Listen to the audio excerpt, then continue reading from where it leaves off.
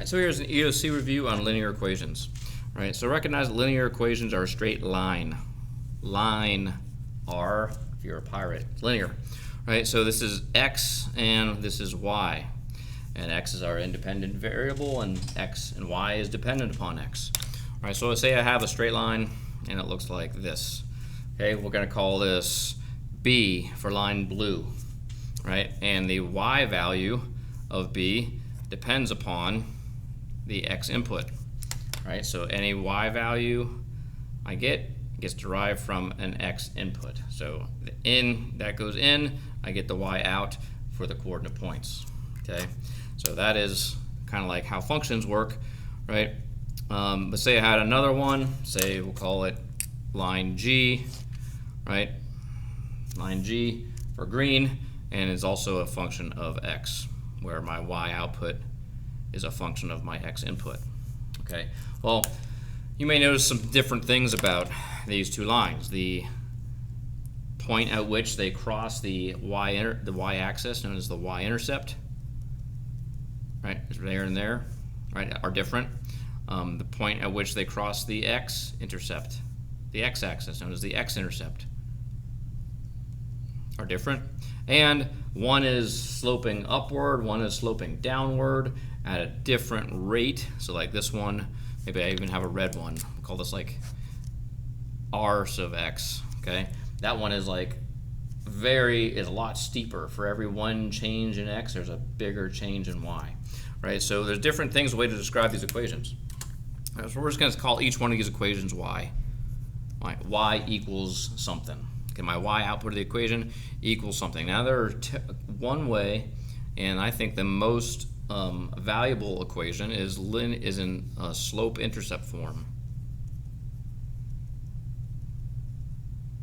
where I have the slope and the y-intercept, where slope is m, x is just the input, x, and then it's going to be plus b, which is the y-intercept. And recognize that m can be negative or positive. If m is negative, it goes down. If m is positive, it goes up, right? And if b is negative, right, it's going to be negative y something right down here. It's going to be between quadrants 3 and 4. And then if b is positive, it's going to be up here somewhere. It's going to be y is positive. Okay, so let's take a look at how this dissects even more. My slope. The most important part of a linear function is the slope, which is a measure or a ratio, right? It's a ratio of my change in y, a ratio for my change in y for any given change in x, right? So if I have a straight line, let's say my straight line does this, and my it'll make it purple. It goes like that, right? My slope is my change in y. So let's say I have this point to that point. If I measure the distances between my initial and my final, over here is initial, and it works toward the final when respective to x, right? So this is my change in y, so like between this point and this point. This is my change in y. It started here, and then it ended here. So it went up by this much. Okay, my change in x is from this point to this point. It went over this much, and that ratio would be the same for each point. Okay, because it's just a simple ratio, right? So to say the slope is the change in y over the change in x, and if you know a final, so these are going to have points, an x and a y, and this is your initial point, this is your x and y, this is your final point, right? This is going to be your y final minus y initial, right? So delta is a change in, and delta equals final minus initial. So for my numerators, I take that one minus that one. So we're just going to say this is y final minus y initial, right? And then this is going to be x final minus x initial. And that is just the ratio for every change in y, or ever up it went down, how much it went up or down, as a measure of how much it changes in x. So the ratio of a change in x, or sorry, a change in y to the change in x, right? The output to the input. Right, so that is the slope. And then, so say for instance, this was, I had 2 points, like this was 2 and 4, and this was 1 and 2, right?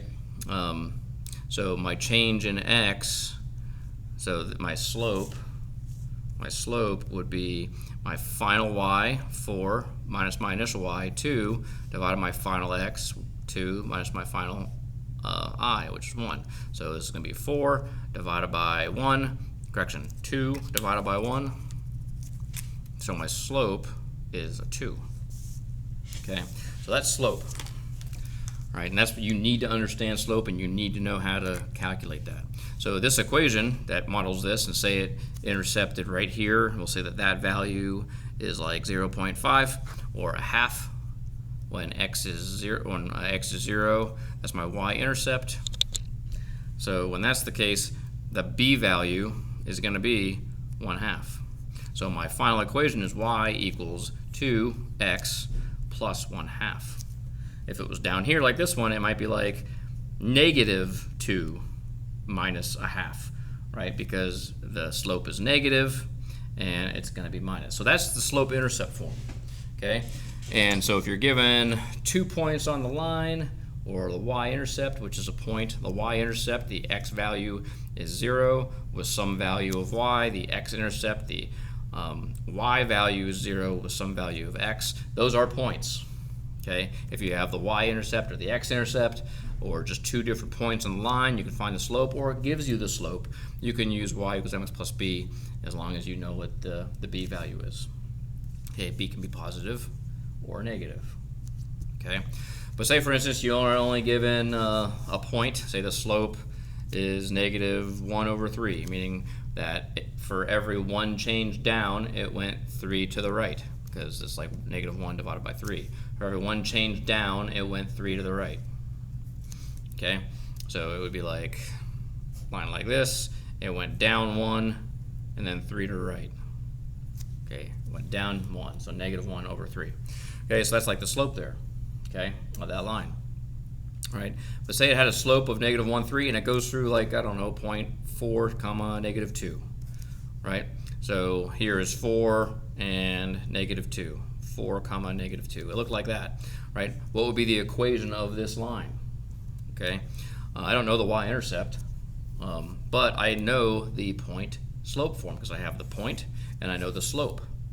Okay, so the way that I write a template for the point slope form, or y minus some number equals m times x minus some number. Okay, leave the blanks there, but make sure you stage it with m and minus, or you can just leave a blank right there knowing that that is the m. So right here I'm going to put my slope of -1/3. Okay, now for my y value, I'm going to take the y value from here and transpose it into here, but it's already negative. So the -2 makes a +2. And over here, this is 4. It's +4.